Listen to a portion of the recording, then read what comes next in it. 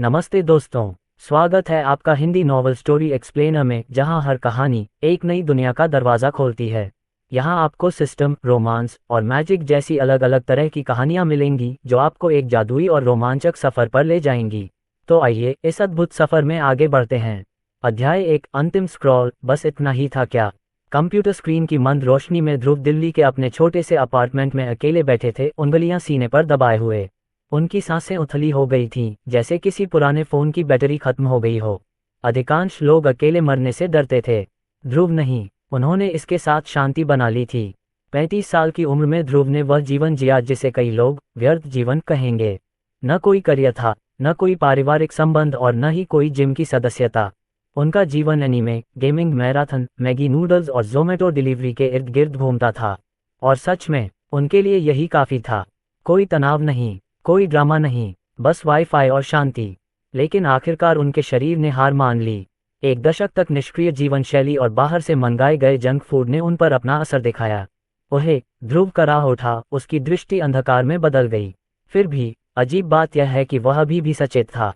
वह हिल-डुल नहीं सकता था, देख नहीं सकता था या कुछ भी महसूस नहीं कर सकता था, लेकिन वह सोच सकता था, मैं कहाँ हूँ? क्या मरने का यही एहसास होता है? तभी शून्य में एक आवाज़ गूंजी, एक शांत लेकिन मनोरंजक आवाज़। नमस्ते ध्रुव, वहाँ कौन है? ध्रुव ने पूछा। वह डरा हुआ नहीं था, बस उलझन में था। मुझे माफ़ करें, एक गलती हुई है। आप समय से पहले ही मर गए। यह मेरी गलती थी। ध्रुव ने मन ही मन पलकें झपकाईं। मुझे अनुमान लगाने दो, तुम भगवान हो। हाँ, आवाज़ ने कहा, अब थोड़ा शर्मिंदगी से भर गया। तुम नाराज़ नहीं हो? क्या आप मुझे वापस पृथ्वी पर भेज सकते हैं? ध्रुव ने रूखे स्वर में पूछा। नहीं, ऐसा नहीं सोचा था। ये तो बढ़िया है। आवाज़ रुक गई। ज़्यादातर लोग चिल्लाते हैं, या रोते हैं, या मोल भाव करते हैं। तुम अजीब तरह से शांत हो। ध्रुव ने मानसिक रूप से कंधे उचकाए। क्या फ़ायदा? जो होना था हो गया। वाह, आवाज़ ने कहा। ठीक है, चूंकि मैं तुम्हें वापस नहीं कर सकता, इसलिए मैं तुम्हें कुछ बेहतर दे सकता हूँ, एक अलग दुनिया में एक नया जीवन, जहाँ तुम फिर से शुरुआत कर सको, संवर्धन के साथ। ध्रुव ने कोई प्रतिक्रिया नहीं दी। तुम उत्साहित नहीं हो? आवाज़ ने आश्चर्य से पूछा। तुम्हें फैंटेसी पसंद है न? इसेकाई, एनीमे, तुम्हें वह जीने का मौका मिलता है। ध्रुव ने जवाब दिया, देखना अलग है। वास्तविक जीवन में मैं ड्रैगन को मारना नहीं चाहता। मुझे बस समोसे, एक काम करने वाला पंखा और एक इंटरनेट कनेक्शन चाहिए। दिव्य आवाज़ ने गहरी सांस ली। ठीक है, मैं तुम्हारे लिए एक बेहतर काम करूंगा। तुम्हारा पुनर्जन्म दुनिया के सबसे अमीर परिवार के सबसे छोटे बेटे के रूप में होगा, तुम्हारी इच्छाओं पर आधारित शक्तियों के साथ। ये सहनीय लगता है। दिव्य प्राणी, जो अब सीमा रेखा पर निराश था, कुछ मंत्रोच्चार करने लगा। अचानक ध्रुव को लगा जैसे उसे किसी गर्म, चिपचिपे सिरप में डुबोया जा रहा है। उसकी आत्मा नीचे की ओर बहने लगी। ओह, और एक बात, आवाज़ धीमी आवाज़ में बोली, इस दुनिया को भी बर्बाद मत करो। दबी हुई आवाज़ें, चिल्लाना, धुंधली रोशनी। एक बच्चा पैदा हो रहा था। हवा में उत्सुकता और धूप की सुगंध फैली हुई थी। दाई आशीर्वाद दे रही थी, जबकि एक नौकरानी पसीने से लथपथ मां को पंखा झल रही थी। जैसे ही ध्रुव ने अपनी आंखें खोलीं, पहली चीज जो उसने देखी वह नक्काशीदार लकड़ी से बनी छत थी, न कि एक अस्पताल की बांझ रोशनी। कहाँ? ऐसा लगता है कि वे आपको आपके जन्म पर बधाई दे रहे हैं। क्या? ये किसने कहा? मैं श्रेया एक हूँ, आपकी निजी एआई सहायक, जिसे इस जीवन में आपका मार्गदर्शन करने के लिए नियुक्त किया गया है। ओह लड़का। अध्याय 2, पुनर्जन्म। क्या हो गया इसे? क्यों नहीं रो रहा? प्रसव कक्ष में नवजात शिशु की सामान्य रोने की आवाज़ गूंजने के बजाय बच्चा डॉक्टर की बाहों में उलझन में पड़ा था। चुप, बस पलकें झपका रहा था। डॉक्टर साहब, मेरा बेटा ठीक तो है ना? थकी हुई लेकिन सतर्क युवा माँ ने डॉक्टर की ओर गहरी चिंता से देखा। उसके बाल सरसों के खेतों में सूरज की रोशनी की तरह लंबे और सुनहरे थे, जो पसीने से भीगे हुए थे और उसके तकिए पर फैले हुए थे। सफ़ेद कोट वाले आदमी ने तुरंत कोई प्रतिक्रिया नहीं दी। उसकी हथेलियां हल्के हरे रंग की चमक रही थीं, जैसे चांदनी में औषधीय जड़ी बूटियां चमक रही हों। उसकी उंगलियों पर अलौकिक लताएं चमक रही थीं। मुझे कुछ भी गलत नहीं लगता। शारीरिक रूप से वह पूरी तरह स्वस्थ है, उन्होंने अंततः कहा, अभी भी उलझन में।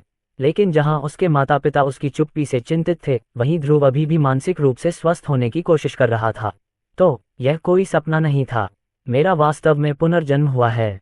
उसने ऊपर देखा, पहली बार अपरिचित चेहरे या कहें अपरिचित परिवेश में परिचित भाव देखे। उसे पकड़े हुए आदमी निश्चित रूप से एक डॉक्टर था। जिस तरह से उसने उसे बाहर निकाला, उससे लगता था कि वह दिल्ली का कोई ओबीजीवायन नहीं था, बल्कि किसी काल्पनिक महाकाव्य का वैद्य लग रहा था।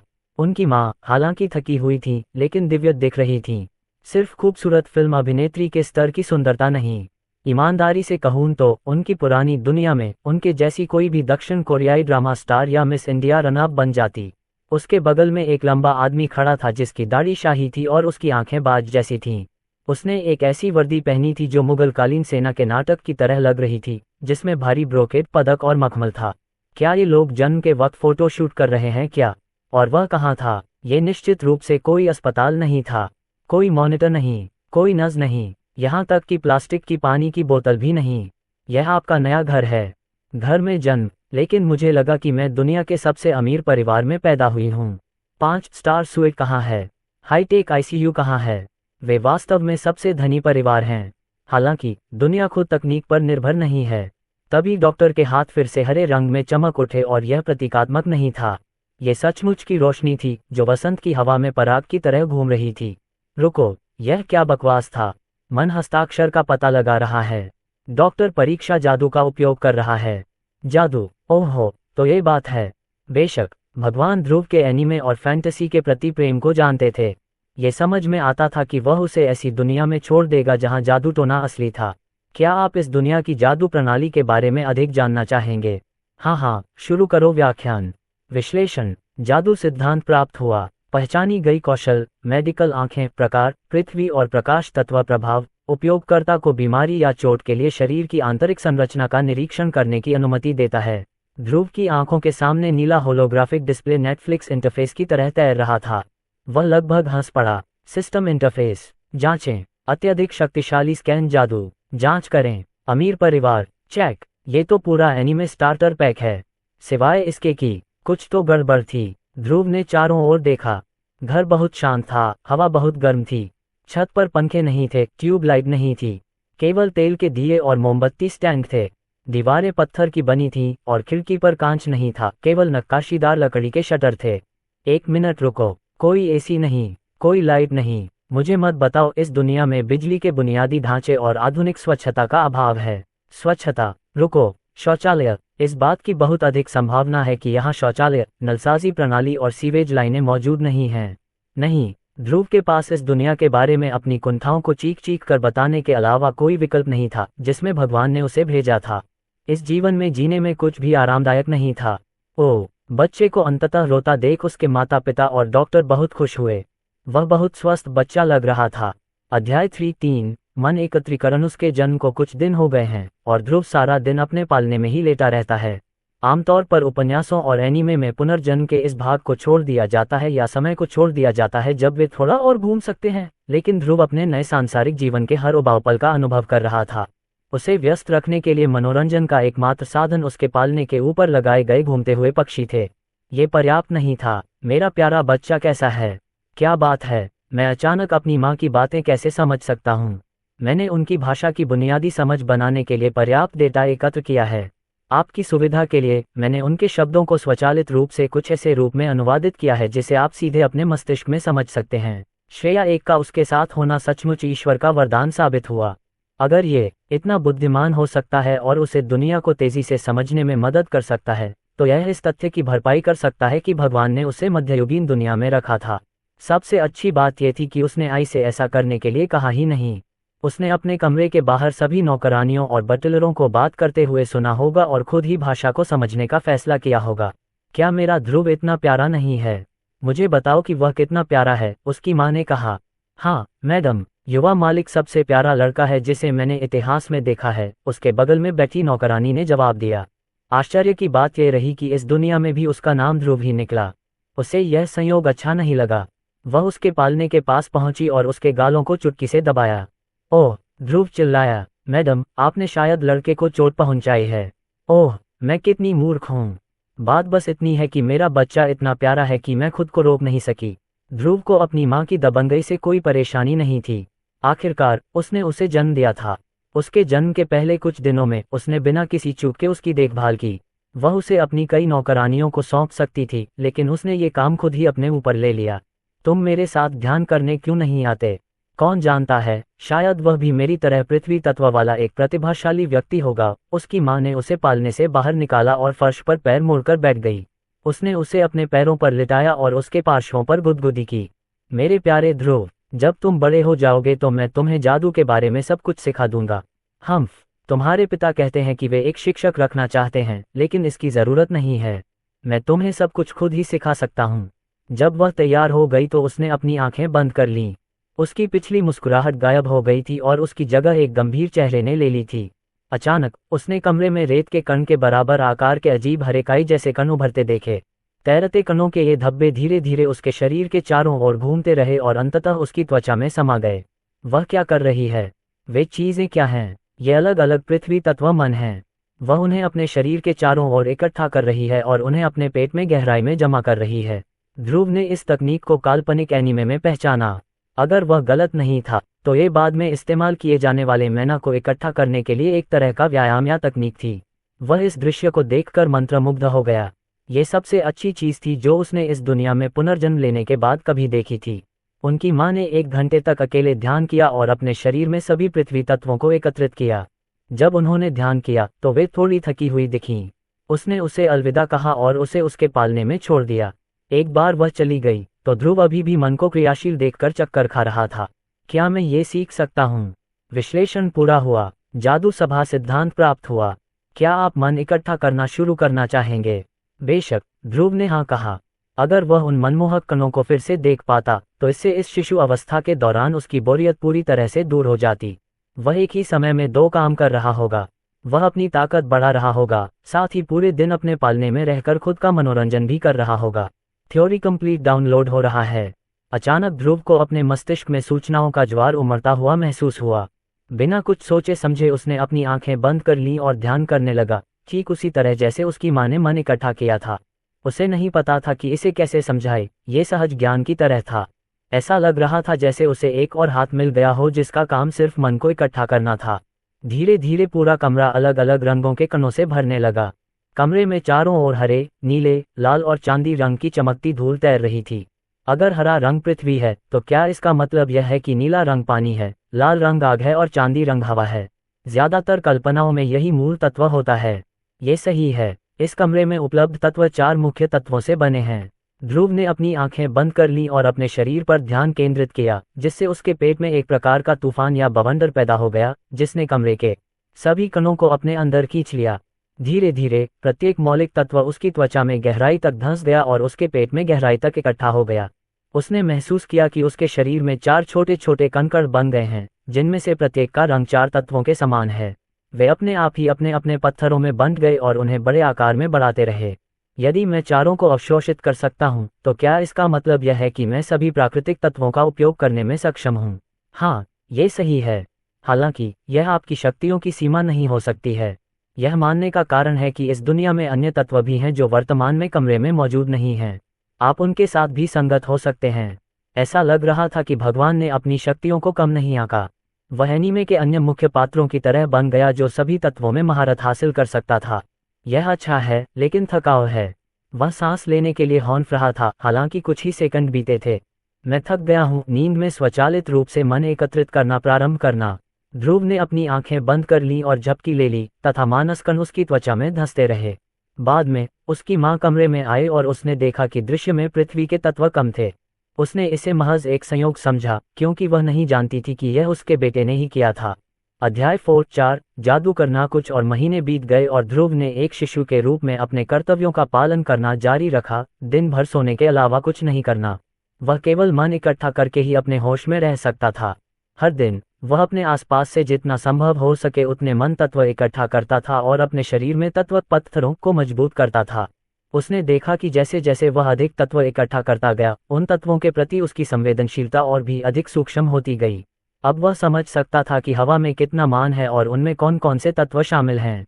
अपने शरीर में मैना इकट्ठा करने से उसे केवल यही लाभ नहीं हुआ, किसी तरह इससे उसे अपने शिशु शरीर को इतना मजबूत बनाने में मदद मिली कि वह लगभग खड़ा हो सके। बेशक वह इसका अभ्यास तभी करता था जब वह बिल्कुल अकेला होता था। वैसे यह उतना लंबा नहीं था जितना वह चाहता था। अगर वह अपनी माँ की गोद में नहीं होता तो शायद नौकरानियों में से कोई उसे चिढ़ा रही होती। किसी तरह उन्हें वह काफी पसंद आ गया, उसे हवेली में देखने लायक हर चीज दिखाती और साथ ही उसके गालों पर चुटकी भी लेती। ऐसा लगता था कि भगवान ने उसे सुंदरता और सुंदरता दोनों से ही नवाजा था। जैसा कि कहा जाता है, वह सफलता से ग्रस्त था। और यह बात अजीब लग सकती है, लेकिन ध्रुव को अपने माता पिता का नाम जानने में काफी समय लग गया, लगभग 2 महीने। ऐसा इसलिए था क्योंकि उसकी माँ उसे मम्मी कहने पर जोर देती थी। इस बीच उसके पिता हमेशा घर से बाहर रहते थे। उनके छोटे मोटे झगड़ों से उसे जो समझ में आया, उसके अनुसार वह एक ऐसे व्यवसाय से निपटने में व्यस्त था जिसके कारण उसे ज्यादातर रातें घर से बाहर बितानी पड़ती थीं। उसे यह बात बहुत पसंद नहीं थी और वह हमेशा उससे इस बारे में शिकायत करती थी, पार्च्ड लैंड्स या कुछ और के बारे में कुछ। लेकिन नौकरानी की गपशप को ध्यान से सुनने के बाद वह ये पता लगाने में सक्षम था कि उसकी माँ का नाम इशिता था जबकि उसके पिता का नाम राजीव था। उनका पूरा नाम ध्रुव वर्मा था। वांडरबिल्ट्स दुनिया का सबसे अमीर और सबसे प्रभावशाली परिवार था, कम से कम भगवान ने तो यही कहा था। वह घर से बाहर नहीं गया था, इसलिए वह अपने वर्तमान जीवन की तुलना बाहरी दुनिया की स्थिति से नहीं कर सकता था। लेकिन वे इतने अमीर थे कि एक एयर कंडीशनिंग यूनिट भी नहीं खरीद सकते थे। वह केवल इस बात पर भरोसा कर रहा था कि उसे अपने परिवार से विरासत में कुछ मोटी रकम मिलने वाली है। वह उस पैसे का इस्तेमाल अपने जीवन को आसान और आरामदायक बनाने के लिए कर सकता था, जब तक वह जीवित रह सकता था। इसके लिए उसे बड़े होने तक इंतजार करना होगा। फिलहाल उन्होंने अपना दैनिक शिशु जीवन जारी रखा। ध्रुव जल्द ही 1 वर्ष का हो गया, जो वैंडरबिल्ट परिवार में बहुत बड़ी बात बन गई। उनकी मां ने तुरंत घर के पास एक छोटा सा स्थान बनाने का आदेश दिया जहां वे उनका जन्मदिन मना सकें। यह शायद ध्रुव के लिए पहला संकेत था कि उसका परिवार कितना धनी था। वह छोटा स्थान जो उसकी मां ने उसके लिए बनाया था, वह एक फुटबॉल स्टेडियम जितना बड़ा था। उन्हें एक छोर से दूसरे छोर तक जाने के लिए गाड़ी से जाना पड़ता था। और यह सबसे बुरी बात नहीं थी, वह वास्तव में इस बात से असंतुष्ट थी कि यह कितना छोटा था। उनके शब्द थे, मुझे खेद है बेबी, मैं अगले साल एक बड़ा घर बनवाऊंगा। ये बेतुका है कि हम तुम्हारे पहले जन्मदिन पर इतना कम खर्च कर रहे हैं, लेकिन अभी हमारे पास बहुत कम समय है। चिंता मत करो, मैंने अगले स्थान पर पहले ही काम शुरू कर दिया है। इस छोटे से स्थल के निर्माण के लिए केवल मानव शक्ति की ही आवश्यकता थी, जो ध्रुव की गणना से भी परे थी। चूंकि इस दुनिया में बुलडोजर या उत्खनन मशीनें नहीं थीं, इसलिए सब कुछ हाथ से किया जाता था। उसने जादूगरों को पेड़ों को गिराने और पत्थरों को कुचलने के लिए मंत्र पढ़ते देखा। उनके पहले जन्मदिन के लिए स्थल बनाने में प्रतिदिन 10,000 से अधिक लोग काम करते रहे होंगे। जादुई सिद्धांत प्राप्त हुआ, जादुई सिद्धांत प्राप्त हुआ, जादुई सिद्धांत प्राप्त हुआ, जादुई सिद्धांत प्राप्त हुआ, जादुई सिद्धांत प्राप्त हुआ। इस पूरे मामले में सबसे अच्छी बात यह थी कि वह प्रत्यक्ष रूप से देख पाया कि जादूगर किस प्रकार जादू करते हैं। तात्विक मन के प्रति अपनी संवेदनशीलता के कारण वह ये देख पाया कि वे किस प्रकार अपने मंत्रों को बनाने के लिए अपने शरीर से मन को अवशोषित करते हैं और बाहर निकालते हैं। यदि कोई ऐसा वायु झोंका उत्पन्न करना चाहता है जो पेड़ों को गिरा दे, तो वायुमना को पेट से हाथों तक प्रवाहित होना चाहिए, और फिर जैसे ही वे इसे दुनिया में छोड़ते हैं, जादू में परिवर्तित हो जाना चाहिए। और श्रेया एक के कारण वह उन मंत्रों के पीछे के सिद्धांत को जानने में सक्षम हो सका, जिससे वह स्वयं मंत्र का प्रयोग कर सका। बेशक उसे ऐसा करने के लिए बस पर्याप्त मन इकट्ठा करने की जरूरत थी। एक बार जब वह अपने पालने में वापस आ गया, तो ध्रुव ने मंत्रों को आजमाने में कोई समय बर्बाद नहीं किया। बवंडर वायु तत्व यह जादू उपयोगकर्ता को एक विशाल चक्रदार बवंडर बुलाने की अनुमति देता है जो अपने रास्ते में आने वाली हर चीज को अपने अंदर समा लेता है। ध्रुव ने यह मंत्र पढ़ने की कोशिश की, लेकिन पाया कि उसके पास ऐसा करने के लिए पर्याप्त मन नहीं था। उन्होंने श्रमिकों से जो मंत्र सीखे थे, उनमें से अधिकांश 2 मंत्र या उससे अधिक अवधि के थे, जो अभी उनकी पहुंच से बाहर लग रहे थे। शुक्र है कि 4 मंत्र ऐसे थे जिनकी रेटिंग केवल 1 स्टार थी। पानी की गेंद जल तत्व यह जादू उपयोगकर्ता को जल क्षेत्र बनाने की अनुमति देता है। एम्बर अग्नि तत्व यह जादू उपयोगकर्ता को उंगली की नोक से एक छोटी सी आग पैदा करने की अनुमति देता है। पत्थर फेंकना पृथ्वी तत्व यह जादू उपयोगकर्ता को छोटे पत्थरों को हिलाने और उन्हें बाहर की ओर उछालने की अनुमति देता है। हवाई झटका वायु तत्व यह जादू उपयोगकर्ता को लक्ष्य दिशा में हवा का झोंका बनाने की अनुमति देता है। ध्रुव ने अपनी आंखें बंद कर लीं और ध्यान केंद्रित किया, जिससे मूल कण उसके पेट से निकलकर उसके हाथों की नोकों में प्रवाहित होने लगे। सबसे पहले उसके बाएं हाथ के ऊपर पानी की एक गेंद दिखाई दी। ये केवल उसकी छोटी मुट्ठी जितनी छोटी थी, लेकिन यह इस बात का पर्याप्त प्रमाण था कि वह शिशु रहते हुए भी जादू कर सकता था। वह वहां रुकना नहीं चाहता था। उसने एक और जादू किया, जिससे पानी के छोटे से गोले के पास एक छोटी सी चट्टान प्रकट हुई। फिर उसने अपनी उंगली उठाई और मोमबत्ती की लौ के आकार की एक छोटी सी आग पैदा कर दी। ये तीनों तत्व हवा में तैर रहे थे। और अंतिम मंत्र से ध्रुव ने हवा का एक झोंका पैदा किया जिसने तीनों तात्विक अभिव्यक्तियों को दीवार की ओर फेंक दिया। तुक अध्याय 5 हंगामा। अंततः यह ध्रुव का पहला जन्मदिन समारोह था। दिन बहुत तेजी से बीत गए और यह सब उसके पालने में घटी एक छोटी सी घटना के कारण हुआ। किसी तरह दीवार पर जलने के निशान और पानी के निशान थे। ये छोटा था लेकिन पूरे घर में दहशत फैलाने के लिए काफी था। उन्हें जल्दी ही पता चल गया कि इसमें जादू के निशान थे, जिसका मतलब था कि किसी ने युवा मालिक के कमरे में जादू कर दिया था। हालांकि यह एक छोटी सी घटना थी, लेकिन उसकी मां ने ऐसा व्यवहार किया जैसे ध्रुव की हत्या की योजना बनाई गई हो। नौकरों की संख्या 2 गुनी कर दी गई, सुरक्षा 3 गुनी कर दी गई और ध्रुव को कुछ समय के लिए अपनी मां के कमरे में सोने के लिए मजबूर किया गया। ध्रुव को लगा कि यह अतिशयोक्ति है, लेकिन नौकरानियों से उसे पता चला कि यह छोटी सी घटना पूरे देश में चर्चा का विषय बन गई थी। जादू के अन्वेषकों को जल्दी ही पता चल गया कि यह जादू केवल एक ही व्यक्ति द्वारा किया गया था तथा एक ही समय पर किया गया था। कोई बड़ी बात नहीं, ध्रुव ने सोचा। लेकिन फिर उन्हें पता चला कि एक से अधिक तात्विक मान होना अत्यंत दुर्लभ माना जाता है। दोहरे तत्व होने पर आप प्रतिभाशाली श्रेणी में आ जाएंगे, जबकि 3 तत्व होने पर आप पारलौकिक प्रतिभा के रूप में जाने जाएंगे।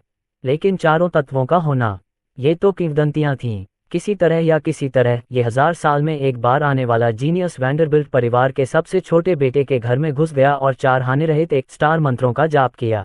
ये समझ में नहीं आया। तभी ध्रुव ने अपने मंत्रों के प्रयोग में थोड़ा अधिक सावधानी बरतने का निर्णय लिया। कौन जानता था कि जब उसने बताया कि वही वह व्यक्ति था जिसने शिशु अवस्था में ये जादू टोने किए थे, तो उनकी क्या प्रतिक्रिया होगी। जल्द ही ये धूमधाम शांत हो गई। चूंकि कुछ भी चोरी नहीं हुआ और किसी को चोट भी नहीं आई, इसलिए अधिकारियों ने इसे किसी अजीब प्राकृतिक घटना का नतीजा मान लिया। लेकिन उसकी मां अपने दोस्तों के सामने ये शेखी बघारने से खुद को नहीं रोक सकी कि उसका बेटा कितना धन्य है। ये देखना काफी दिलचस्प था कि वह कितनी तेजी से बदल गई। एक पल तो वह बहुत चिंतित थी, लेकिन जब जांचकर्ताओं ने उसे बताया कि यह एक प्राकृतिक घटना है, तो वह मुस्कुराने लगी और कहने लगी कि कैसे भगवान ने व्यक्तिगत रूप से ध्रुव को प्रतिभा से नवाजा है। ध्रुव ने बड़ा होने पर उसे सच्चाई बताने का निर्णय लिया। तकनीकी रूप से वह सही है। भगवान ने आपको ये जीवन और आपकी सारी शक्तियां प्रदान की हैं। हाँ, लेकिन उसे यह जानने की जरूरत नहीं थी। अब जब भी उसे मौका मिलेगा, वह इस बारे में शेखी बघारेगी। उदाहरण के लिए, ध्रुव के जन्मदिन के जश्न के दौरान उन्होंने सभी हाई प्रोफाइल मेहमानों का अभिवादन किया और उन्हें व्यक्तिगत रूप से ध्रुव से मिलवाया। वह टूटे हुए रिकॉर्ड की तरह थीं और मेहमानों से ध्रुव की तारीफ में एक ही शब्द कहती रहीं। शुक्र है कि ध्रुव के ज्यादा नाराज होने से पहले ही उसके पिता ने उसे रोक लिया। अगर इससे कोई हंगामा न होता तो ध्रुव घुमक्कर से उतरकर पार्टी से चला जाता।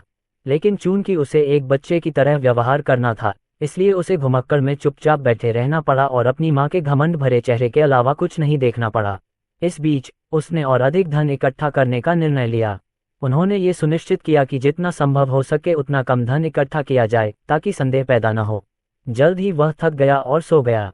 लेकिन जब वह नींद में डूबने ही वाला था, तो उसने अपने माता पिता और कुछ मेहमानों के बीच एक अजीब सी बातचीत सुनी।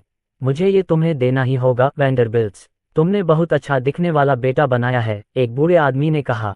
बेशक, इसका सारा श्रेय मेरे जीन को जाता है। हालांकि मुझे लगता है कि मेरे पति ने उसे कुछ अच्छे गुण दिए हैं, उसकी मां ने जवाब दिया। मुझे स्वीकार करना होगा कि मैं आपके वंश से ईर्ष्या करता हूँ। आप क्या कहते हैं कि हम कुछ ऐसा करें जिससे दोनों परिवारों को लाभ हो? जैसा कि आप जानते हैं, मेरी बेटी अभी अभी पैदा हुई है। मैं सुन रही हूँ, उसकी मां ने कहा। समय बीतता गया और ध्रुव अब 5 साल का हो गया। उसने खुद को आईने में देखा और एक आकर्षक युवा लड़के को देखा।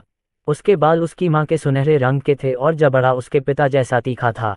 उसने अपना हाथ उठाया और एक जादू किया, जिससे उसके सिर से भी बड़ा पानी का एक बूंद बन गया। उसके शरीर में मौजूद तत्व मन की मात्रा में बहुत ज्यादा परिवर्तन हुआ था।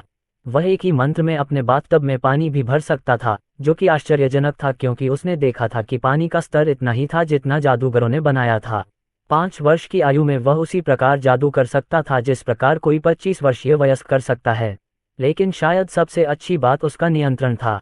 वह सिर्फ पानी की बूंद नहीं था, बल्कि जब तक चाहे वह उसे खींच सकता था, उससे संपर्क कर सकता था और उसका आकार बदल सकता था। अगर वह चाहता तो पानी को आदेश दे सकता था कि वह उसे 1 सेकंड में धो दे। लेकिन निस्संदेह इससे संदेह पैदा होगा। युवा गुरु, मैं बाथरूम में जा रही हूँ, रूमी ने हाथ में पानी की एक बड़ी बाल्टी लेकर कहा। वह ध्रुव की दासियों में से एक थी और उसे स्नान कराने में मदद करती थी। अगर ध्रुव ने खुद को धोने के लिए जादू का इस्तेमाल किया होता तो रूमी को तुरंत संदेह हो जाता, क्योंकि बाथटब में अभी भी पानी नहीं था। वह अभी पहली बाल्टी लेकर जा रही थी। हाँ, जब भी उसे नहाना होता रूमी बाल्टी में पानी भर लेती और धीरे धीरे उसका बाथटब भर देती। उसे बाथटब भरने के लिए अपने पिछवाड़े के कुएं तक 5 बार जाना पड़ता था। यही वह चीज़ है जो मुझे मध्यकालीन समय में नापसंद है। मैं अपनी पुरानी दुनिया में मौजूद नलों को हल्के में लेता था। काश कि मेरे पास भी ऐसा ही होता। अगर मुझे पता होता कि यह कैसे काम करता है तो मैं इसे खुद ही बना लेता। ध्रुव पढ़ाई में अच्छा नहीं था, इसलिए उसे ये भी नहीं पता था कि आधुनिक समय के नल काम करते हैं। क्या आप जानना चाहेंगे कि नल कैसे काम करता है? श्रेया एक के समयोचित सुझाव से ध्रुव आश्चर्यचकित हो गया। तुम ऐसा कर सकते हो? उनके निजी AI सहायक ने बिना समय बर्बाद किए सीधे उनके दिमाग में सूचना डाउनलोड कर दी, जिससे उन्हें नलों के काम करने के तरीके के बारे में यांत्रिक जानकारी मिल गई। यह मैं बना सकता हूँ। क्या आप नल बनाने के बारे में चरण दर चरण निर्देश चाहते हैं? अध्याय 6 प्लम्बिंग की योजना बनाना। अचानक उसके दिमाग में सूचनाओं की बाढ़ आ गई, जिससे आरेख और ब्लूप्रिंट बन गए जो उसकी याददाश्त में गहराई से समा गए। वह उन ब्लूप्रिंट को अपने हाथ की हथेली की तरह जानता था। श्रेया एक द्वारा दी गई प्लम्बिंग की अतिरिक्त जानकारी के आधार पर ध्रुव को यह अच्छी तरह से समझ में आ गया कि नल को स्वयं कैसे बनाया जाए। हाँ, क्या आपने कुछ कहा, युवा गुरु?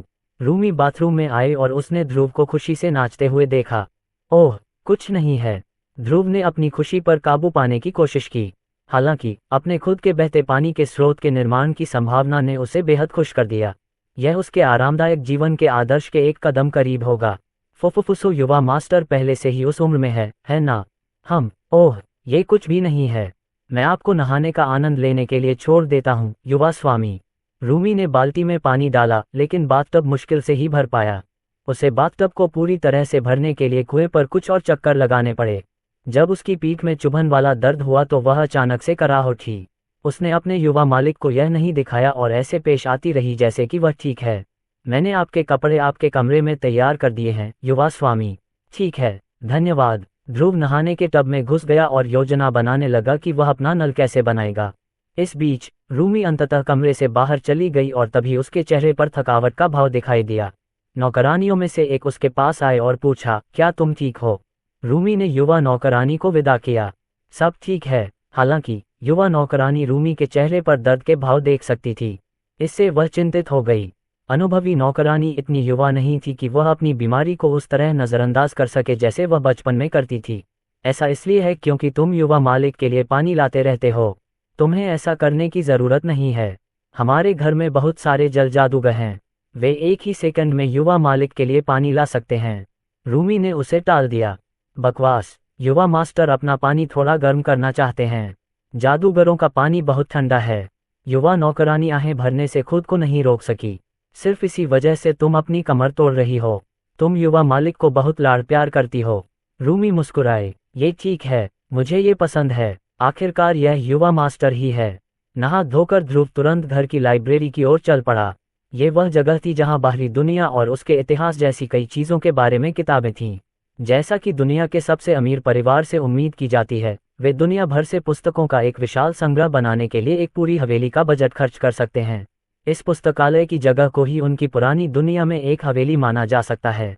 उन्होंने पुस्तकालय में कई मिनट तक घूमते हुए उस विषय पर अनुभाग ढूंढने का प्रयास किया जिसके बारे में वह जानना चाहते थे। अंततः वह उस तक पहुंच ही गया। लेस देन वैंडरबिल्ट इतिहास ग्रेटर देन अपने नल के लिए आवश्यक उपकरण बनाने का तरीका जानने से पहले ध्रुव को ये जानना था कि क्या इस घर में पाइपलाइन लगाना संभव है। वह पूरे घर और उसकी संपूर्ण संरचना का खाका देखना चाहते थे। ध्रुव भी उपकरण नहीं बना सकता था यदि उसे पता न हो कि उसे कहाँ स्थापित करना है, इसलिए वह सबसे पहले उस स्थान की स्थिति जानना चाहता था। अंत में उन्होंने शेल्फ के शीर्ष पर राजीव वर्मा मैंशन नामक एक पुस्तक देखी। वह सीढ़ी पर तब तक चढ़ता रहा जब तक कि उसे वह पुस्तक नहीं मिल गई जिसकी उसे जरूरत थी। वह तुरंत मेज पर बैठ गया और पृष्ठों को पढ़ने लगा। बेशक ये सब इस दुनिया की भाषा में था, हालांकि इससे कोई फर्क नहीं पड़ता था क्योंकि उसे बस अपने निजी आई सहायक की जरूरत थी जो उसके लिए सारा काम करे। क्या आप नलसाजी प्रणाली के लिए इष्टतम स्थान ढूंढ सकते हैं? हाँ, मैं कर सकता हूँ। विश्लेषण। ध्रुव ने पन्ने पलटे और श्रेया को पढ़ने को दिया। अगर कोई उसे अभी देख रहा होता तो उसे लगता कि वह सिर्फ बड़ों की तरह पढ़ने का नाटक कर रहा है। आखिरकार वह तो पन्ने पलट रहा था और उसे पढ़ने की जहमत भी नहीं उठानी पड़ी। विश्लेषण समाप्त हो गया है। क्या आप चाहते हैं कि मैं आपको प्लम्बिंग सिस्टम के लिए इष्टतम स्थान बताऊं? मुझे बताओ। और अचानक उसके मस्तिष्क में सूचना का एक और प्रवाह प्रवाहित हुआ, जिससे उसे हवेली की आंतरिक संरचना के बारे में ढेर सारी जानकारी मिल गई। इतना ही नहीं, उन्होंने अपने प्रोजेक्ट का अंतिम परिणाम भी देखा। श्रेया एक ने उन्हें हवेली की एक होलोग्राफिक छवि दिखाई जिसमें प्लम्बिंग सिस्टम पहले से ही स्थापित था। अच्छा, मुझे बस ये सीखना है कि इसे कैसे बनाया जाता है। श्रेया एक द्वारा दी गई विशिष्टताओं के अनुसार पाइपों को तांबे से बनाया जाना था। चूंकि तांबा इस दुनिया में अद्वितीय नहीं था, इसलिए वह अपने परिवार के धन का उपयोग करके इसे आसानी से प्राप्त कर सकता था। जहां तक उन्हें पाइप में बदलने की बात है, तो वह भी आसान था। उसके पास पहले से ही उत्पादन प्रकार के जादू के मंत्रों का एक संग्रह था जो उसने अपने जन्मदिन के स्थान का निर्माण करने वाले जादूगरों से प्राप्त किया था। अपने प्रारंभिक मन संग्रह के कारण ध्रुव 5 वर्ष की उम्र में ही 2 सितारा जादू का उपयोग करने में सक्षम हो गया था। यह महत्वपूर्ण था क्योंकि मेटल बेंड और मेटल फ्यूज दोनों ही स्टार रेटेड जादू मंत्र थे। वह अभी भी मंत्रों और उनकी रेटिंग के बारे में ज्यादा नहीं जानता था, लेकिन उसने जो स्वयं अनुभव किया उससे ऐसा प्रतीत हुआ कि 1 सितारा और 2 सितारा मंत्रों के बीच का अंतर केवल उन्हें डालने के लिए आवश्यक मान का था। ठीक है, मैं इसे अभी बना सकता हूँ। ध्रुव कठोर चेहरे के साथ पुस्तकालय से बाहर चला गया। अपनी परियोजना के निर्माण के लिए वह सबसे महत्वपूर्ण भाग को नहीं भूल सकता, सामग्री। और उन सामग्रियों को प्राप्त करने के लिए उन्हें खरीदने की अनुमति प्राप्त करना आवश्यक था। वह हवेली के दरवाजे तक चला गया। उसका चेहरा गंभीर था, जैसे कि वह युद्ध पर जाने वाला हो। दस्तक दस्तक, अंदर आएं। एकलिन ने दरवाजा खोला। कमरे के दूसरी तरफ बैठे व्यक्ति के चेहरे पर एक बड़ी मुस्कान थी, मानो उन्हें पता हो कि ध्रुव पर उनका पूरा नियंत्रण है। माँ, मैं सौदा करने आया हूँ। क्या हुआ मेरे प्यारे बेटे? उसने रुमाल से अपना चेहरा पोंछते हुए कहा। मुझे कुछ खरीदना है। उसकी माँ उठकर अपने बिस्तर के पास लगी कांच की खिड़की के पास चली गई। और मुझे ऐसा क्यों करना चाहिए? ध्रुव ने दांत पीसते हुए कहा। बदले में तुम मेरे गालों पर 5 बार चुटकी काट सकती हो। सौदा। और इस तरह ध्रुव अंततः अपना प्लम्बिंग प्रोजेक्ट शुरू कर सका। हालांकि दिन के अंत में उसके गाल लाल और सूजे हुए थे। अध्याय 7 नल बनाया गया। ध्रुव को आखिरकार एक बक्से में बहुत बड़ी मात्रा में सामग्री मिल गई। चूंकि वैंडरबिल्ट परिवार बहुत सारे व्यवसायों में शामिल था, इसलिए वे आसानी से अपने गोदाम से कुछ धातुएं खरीदकर युवा स्वामी को दे सकते थे। जहां तक इस परियोजना को बनाने का सवाल है, ध्रुव के मन में एक विचार आया। किसी भी स्थान के बीच में बड़ी संपत्ति होने का लाभ यह था कि इसमें बहुत सारी खाली जगह होती थी। वैंडरबिल्ट हाउस जंगल के बीच में बना था, जिसके चारों ओर पहाड़ और पहाड़ियां थीं। यह एक शांत जगह थी जो दूसरे लोगों से दूर थी और जहां कोई भी खतरनाक जानवर नहीं था। इसलिए ध्रुव को अकेले बाहर जाने का पूरा भरोसा था। ध्रुव ने एक सितारा जादू मंत्र एयर जंप की मदद से दीवारों के माध्यम से कूदने की अपनी बेहतर शारीरिक क्षमता का उपयोग करके घर से बाहर निकल गया। मुझे एक ऐसी जगह चाहिए जहां मैं बिना किसी व्यवधान के अपने प्रोजेक्ट पर काम कर सकूं। श्रेया 1, क्या तुम्हें ऐसी कोई जगह मिल सकती है? समझा। स्थान स्कैनिंग का विश्लेषण मिला। ध्रुव को अचानक जंगल की ओर इशारा करते हुए एक विशालकाय तीर दिखाई दिया। वह उसका पीछा करने लगा और कुछ मिनटों के बाद उसने खुद को एक छोटे पहाड़ के नीचे एक सपाट दीवार के सामने पाया। मुझे आपकी सोच पसंद है। मैं यहाँ एक छोटी सी गुफा बना सकता हूँ। ध्रुव ने एक स्टार मंत्र बोल्डर क्रश का इस्तेमाल करके धीरे धीरे दीवार को काटा। मंत्र जारी करने पर सपाट दीवार पर बास्केटबॉल के आकार का एक आधा गोलाकार निशान दिखाई दिया, जो धूल में बदल गया। वाह, इसमें कुछ समय लग सकता है। ध्रुव ने कई दिन बिताकर उस कमरे को तैयार किया जिसे उन्होंने प्रोजेक्ट रूम नाम दिया। इससे 2 चीजें पूरी हुईं। पहली, उसे अपने लिए एक अलग कमरा मिल गया, और दूसरी, वह अपने मंत्रों का अभ्यास करने और अपने शरीर में मन को बेहतर बनाने में सक्षम हो गया। लगभग 20 दिनों की कड़ी मेहनत के बाद ध्रुव ने अंततः अपना प्रोजेक्ट रूम पूरा कर लिया। उन्होंने पहाड़ के अंदर 20x20 मीटर का एक कमरा बनाया, जिसकी ऊंचाई 5 मीटर थी, जो काफी विशाल था।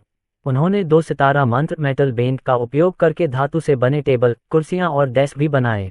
यह उनके नल के लिए पाइप बनाने के लिए अच्छा अभ्यास था। सब कुछ हो जाने के बाद ध्रुव अंततः काम शुरू करने के लिए तैयार था। डुक डुक डुक। घर में सभी ने दीवारों पर हथौड़ों के टकराने की आवाज सुनी। इसकी गूंज पूरे घर में फैल गई, यहाँ तक कि नौकरानियों को भी रसोई में सनसनी महसूस हुई। वहाँ क्या हो रहा है?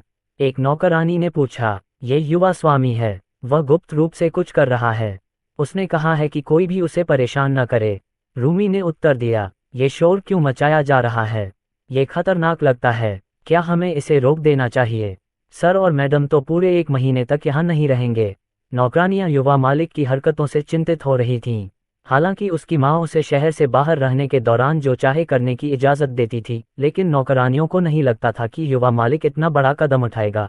ऐसा लग रहा था मानो वह घर को बर्बाद कर रहा है। फिर मौन। कुछ मिनटों के बाद ध्रुव रसोई घर में चला गया। सभी नौकरानियों ने उसे अजीब नज़रों से देखा। उसके चेहरे और कपड़ों पर धूल और कंक्रीट का मलबा लगा हुआ था। कड़ी मेहनत कर रहे हैं या मुश्किल से काम कर रहे हैं? हा, दिन भर का काम। ध्रुव ने अपने कप में पानी डालते हुए नौकरानियों से कहा। उसने अपने माथे से पसीना पोंछा और तरोताजा हो गया। खैर, आप सभी का दिन शुभ हो। फिर वह अपने कमरे में वापस चला गया और अपना अजीब सा छोटा सा प्रोजेक्ट जारी रखा, जिसने पूरे महल को हिलाकर रख दिया। नौकरानियां तो अवाक रह गईं। ध्रुव का मूड इससे बेहतर नहीं हो सकता था। कुछ और दिनों तक काम करने के बाद ध्रुव ने अंततः अपना नल प्रोजेक्ट पूरा कर लिया।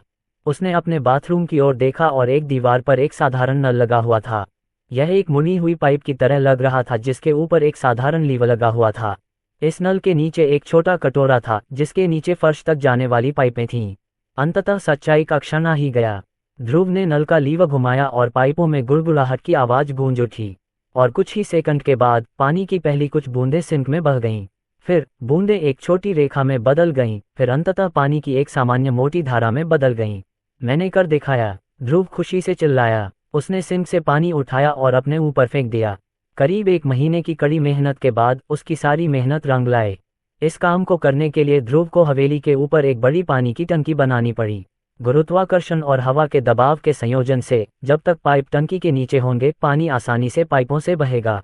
ऐसा करने के लिए उसे दीवार के कुछ हिस्सों और फर्श के कुछ हिस्सों को तोड़कर पाइप बिछाने पड़े, जिससे कमरा और घर ऐसा लग रहा था जैसे किसी पागल ने उसे तबाह कर दिया हो। हालांकि इससे कोई फर्क नहीं पड़ा, क्योंकि वह अपनी पुरानी दुनिया में आरामदेह जीवन जीने के एक कदम और करीब आ गया था। इतना ही नहीं, यह इस दुनिया में एक तकनीकी सफलता भी थी। युवा स्वामी, मुझे लगता है कि हमें शोर के बारे में बात करनी चाहिए। रूमी ध्रुव के कमरे में चली गई और सीधे उससे भिड़ने के लिए बाथरूम में चली गई। जब उसने कमरे में चारों ओर तबाही और धूल देखी, तो वह उससे शिकायत करना चाहती थी कि उसे सिर्फ इसलिए घर को नष्ट नहीं करना चाहिए क्योंकि वह ऐसा करना चाहता था। लेकिन तभी उसे नल दिखाई दिया। पानी अभी भी नीचे की ओर बह रहा था, मानो उन पाइपों के पीछे कोई उग्र नदी बह रही हो। वह अवाक थी, स्तब्ध थी। युवा मास्टर, यह क्या है? ध्रुव मुस्कुराया। ओह, इसे नल कहते हैं। ये बस एक शौक के तौर पर मैंने बनाया है। इसे आजमाना चाहोगे? रूमी को आश्चर्य तो हुआ, लेकिन वह अभी भी आशंकित थी। उसे नहीं पता था कि ऐसा कौन सा जादू था जिससे उस नल से पानी बहता था। और जैसे ही वह करीब आए, ध्रुव ने अचानक सिंक से पानी उस पर छिड़क दिया, जिससे वह आश्चर्यचकित हो गई। जब उसने पानी की गर्माहट महसूस की तो उसे कुछ एहसास हुआ। यह कोई जादू से बना पानी नहीं था। ये तो सीधे कुएं से निकला पानी था। ये प्राकृतिक था। लेकिन ये कैसे हो सकता है? अध्याय 8 फ्लश। ध्रुव के बाथरूम में नौकरानियों की एक पूरी भीड़ जमा हो गई। वे सभी इस अजीबोगरीब गैर जादुई पानी को देखकर आश्चर्यचकित थे, जो नल नामक इस चीज से बह रहा था। इसका कोई मतलब नहीं है। यह इतनी तेजी से कैसे बह रहा है? क्या इसके पीछे से कोई पानी उड़ा रहा है? रूमी ने ध्रुव को घूरते हुए कहा। युवा गुरु, क्या यह आपने स्वयं बनाया है? उसने सहमति में सिर हिलाया। कैसे? सब ने पूछा। उनकी आंखें जिज्ञासा से जल रही थीं। ध्रुव ने अपने कंधे उचका दिए। वास्तव में यह कोई खास बात नहीं है। मैंने बस गुरुत्वाकर्षण और दबाव का अपने फायदे के लिए इस्तेमाल किया। आसान शब्दों में समझाऊं तो गुरुत्वाकर्षण के कारण पानी नीचे की ओर बहता है, और अगर आप पाइप जोड़ते हैं। उन्होंने उन्हें पानी के दबाव के काम करने के तरीके पर एक छोटा सा व्याख्यान दिया। बेशक ये सभी शब्द श्रेया एक से सीखे गए थे। यही वजह थी कि ऐसा लग रहा था कि उन्हें पता था कि वह क्या कर रहे हैं। नौकरानियों को ये बात पता नहीं थी, और जब वे युवा मालिक की बातें सुनती रहीं, तो वे उसकी स्पष्ट बुद्धिमत्ता पर आश्चर्यचकित हुए बिना नहीं रह सकीं। उन्हें लगा कि नल जादुई है, लेकिन जब उन्होंने सुना कि यह विचार कितना सरल है, तो उन्हें विश्वास नहीं हुआ कि इससे पहले किसी ने इसके बारे में नहीं सोचा था। युवा स्वामी, आप तो प्रतिभाशाली हैं, एक नौकरानी ने उनकी प्रशंसा की। हमें ये बात मैडम को तुरंत बता देनी चाहिए। उन्हें ये जानकर आश्चर्य होगा कि वह न केवल दिखने में बल्कि दिमाग से भी तेज है। ध्रुव ने हाथ उठाकर उन्हें रोक दिया। मुझे अच्छा लगेगा अगर आप मेरी माँ के घर आने से पहले यह बात न बताएं। मैं उनके काम में बाधा नहीं डालना चाहता। ध्रुव को हवेली में जो चाहे करने की आज़ादी थी। इसका एकमात्र कारण यह था कि उसके माता पिता काफ़ी समय के लिए शहर से बाहर रहते थे। उसे रोकने वाला कोई नहीं था। लेकिन अगर वह घर आकर यह सब देखती तो उसे नहीं पता था कि उनकी क्या प्रतिक्रिया होगी। युवा स्वामी, यह क्या है? आखिरकार एक नौकरानी ने सिंक के ठीक बगल में धातु का संदिग्ध कटोरा देखा। दीवार में लगाने के बजाय ये बड़ा कटोरा फर्श में ही लगाया गया था। इस कटोरे के अंदर पहले से ही पानी था, लेकिन इसके ऊपर कोई नल नहीं था। ओह मैं इसे शौचालय कहता हूँ। यही कारण था कि वह सबसे पहले अपने घर में पानी की व्यवस्था करवाना चाहते थे। ध्रुव ने अपने जीवन के 5 साल यहीं इस दुनिया में बिताए, जहां उसे अपना व्यवसाय झाड़ियों में या सचमुच के बर्तन में करना पड़ा। इस दुनिया में लोग मल की गंध के आदी हो चुके थे, क्योंकि यह उनके लिए सामान्य बात थी। लेकिन ध्रुव, जो एक स्वच्छ दुनिया में रहता था, उसके लिए ये सहन करना बहुत मुश्किल था। ऐसा तब तक था जब तक ध्रुव ने एक उचित पाइपलाइन प्रणाली नहीं बना ली। फिलहाल वह कोई उचित निस्पंदन प्रणाली नहीं बना सके, इसलिए सारा पानी पाइपों से बहकर घर से कुछ दूर नदी तक पहुंच जाएगा। वह बाद में इसमें सुधार करने की योजना बना रहे थे, लेकिन फिलहाल यही काफी है। यह क्या करता है? ओह, मुझे पता है, ये पीने के लिए है ना? ध्रुव ने तुरंत अपना सिर हिला दिया। नहीं, लेकिन मैं तुम्हें दिखाऊंगा। वह शौचालय के पास गया और शौचालय की टंकी के ऊपर लगे बटन को दबाया, और अचानक वूश, पानी शौचालय की पाइपों में घुस गया और फ्लशिंग की आवाज पैदा हुई, जिससे ध्रुव अपनी पुरानी दुनिया में बहुत परिचित था। लेकिन नौकरानियों के लिए यह आवाज किसी राक्षस की गड़गड़ाहट जैसी थी, जिससे उन्हें लगा कि वह कहीं उस शौचालय के कटोरे के नीचे छिपा हुआ है। सभी नौकरानियां अचंभित रह गईं और लगभग कमरे से बाहर कूद पड़ीं। वह क्या है? युवा स्वामी, क्या ये किसी प्रकार का जानवर है? ध्रुव हंसा। नहीं, इसे शौचालय कहते हैं। यहीं पर तुम अपना काम करते हो। नौकरानियां अभी भी शौचालय को लेकर आशंकित थीं, लेकिन ध्रुव के शब्दों ने उनकी जिज्ञासा बढ़ा दी। आपका मतलब बिजनेस से है? जैसे नंबर 1 और नंबर 2। ध्रुव ने सिर हिलाया। आप इस कटोरे के पास बैठिए और अपना काम कीजिए, और जब आपका काम हो जाए तो आप इस बटन को दबाएं और सारा पानी बाहर निकल जाएगा, साथ ही शौचालय में गिराया गया सारा काम भी। और अंत में आप नल में अपने हाथ धोइए। जब आप ऐसा कर लेंगे तो आप पूरी तरह से साफ हो जाएंगे। नौकरानियों में से एक के चेहरे पर जिज्ञासा भरी नजर थी। आपके फ्लश करने के बाद ये कहाँ जाता है? मैंने पाइपों को हवेली के पास नदी से जोड़ दिया। वे सभी आश्चर्यचकित रह गए। अंततः उन्हें इस शौचालय की क्षमता का एहसास हुआ। आखिरकार घर में सभी के द्वारा किए जाने वाले सभी कामों की सफाई का काम उन्हीं का था। वे इसे हाथ से फावड़े से बाहर निकालते और नदी में फेंक देते, जो वाकई बहुत मेहनत वाला काम था। इसके बाद भी उनका काम पूरा नहीं होता था। वे घर में शौचालय या गंदे बर्तन साफ करने में भी बहुत सारा पानी और मेहनत खर्च करते थे, लेकिन इस शौचालय के साथ उन्हें ऐसा करने की जरूरत नहीं थी। चूंकि एक बटन दबाने से सब कुछ फ्लश हो जाता था, इसलिए उन्हें अपने हाथ गंदे नहीं करने पड़ते थे। इतना ही नहीं, उन्हें बदबू से भी छुटकारा मिलेगा। ये तो खेल बदलने वाला है। मैंने इसके बारे में पहले कभी नहीं सुना था। युवा गुरु, आपका यह आविष्कार प्रतिभा से परे है। पानी का अद्भुत काम, आप तो कुछ जादूगरों से भी अधिक रहस्यमय हैं, युवा गुरु। नौकरानियां उसकी तारीफ करते नहीं थक रही थीं। उन्होंने नल और शौचालय का निरीक्षण इस तरह किया मानो वे सोने से बने हों। उनमें से कुछ तो नल से बहते पानी से इतने उत्साहित हो गए कि वे खेल खेल में पानी में छप छप करने लगे। हा, ध्रुव हंसा। प्लम्बिंग सिस्टम खत्म होते ही उसकी भी यही प्रतिक्रिया हुई। ठीक है, बहुत हो गया। ये तुम लोगों के लिए अनुचित है। हम पेशेवर हैं। रूमी ने तुरंत युवा नौकरानियों को बहुत ज्यादा असभ्य होने से रोका। वे ऐसे मौज मस्ती कर रही थीं और खेल रही थीं मानो ये युवा मालिक का निजी बाथरूम न हो। जब वे कमरे में घुसी थीं, तब से ही वे अपमानजनक व्यवहार कर रही थीं। बाहर, इससे पहले कि मैं मैडम को बताऊं कि आप सभी युवा मालिक के कमरे में चले गए हैं। नौकरानियों ने जल्दी से अपनी पीठ सीधी की और कमरे से बाहर निकल गईं। इस बात से पूरी तरह भयभीत थीं कि कहीं मैडम उनसे ईर्ष्या न करने लगें। रूमी भी कमरे से बाहर चली गई, ताकि यह सुनिश्चित हो सके कि वे लाइन में रहें। अंत में ध्रुव को अपने कठिन परिश्रम का फल भोगने के लिए अकेला छोड़ दिया गया। अध्याय 9 उचित शौचालय। अगली सुबह रूमी की नींद अचानक नौकरानियों के चीखने चिल्लाने की आवाज से खुल गई।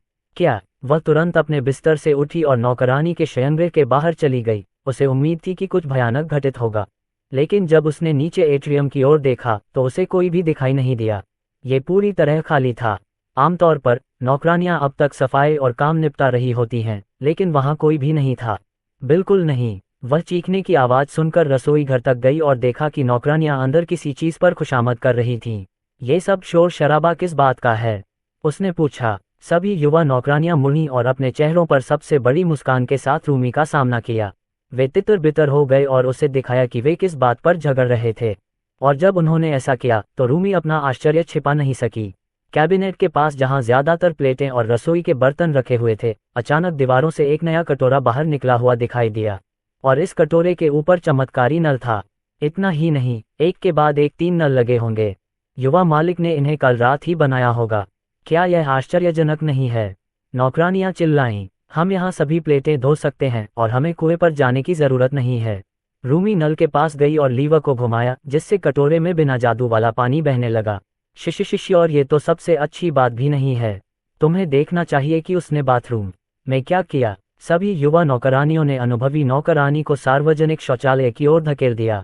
ये वह जगह थी जहां हवेली के सभी कर्मचारी अपना काम करते थे, इसलिए ये दुनिया की सबसे अच्छी जगह की तरह बिल्कुल भी महक नहीं देती थी। लेकिन जब वे करीब पहुंचे तो रूमी को शौचालयों से कोई गंध भी महसूस नहीं हुई, और जब वे सभी कमरे में आए तो कारण अंततः स्पष्ट हो गया। कमरा अब पूरी तरह से बदल चुका था। दीवार के एक तरफ नल लगा हुआ था, फर्श पर पाइप भी लगाए गए थे, जिससे कमरे की सारी गंदगी बाहर निकल जाती थी और बदबू अंदर नहीं रहती थी। विपरीत दिशा में शौचालय स्थापित किए गए थे, जिनमें गंदगी को नदी में बहा देने की अद्भुत क्षमता थी, जिससे बाथरूम पहले जैसा साफ रहता था। हमने इसे पहले ही आजमा लिया है और यह ठीक वैसे ही काम कर रहा है जैसा कि युवा मास्टर ने कहा था। मैं अभी भी फ्लशिंग ध्वनि से बहुत डरता हूँ, लेकिन मुझे लगता है कि भविष्य में मैं इसकी आदत डाल लूंगा। घर में साफ बहते पानी की सुविधा मिलना पूरी तरह से बदलाव लाने वाला था। नौकरानियों को न केवल ऐसा महसूस हुआ कि वे पूरे दिन अविश्वसनीय रूप से साफ सुथरी रहीं, बल्कि उनका काम भी काफी हद तक कम हो गया।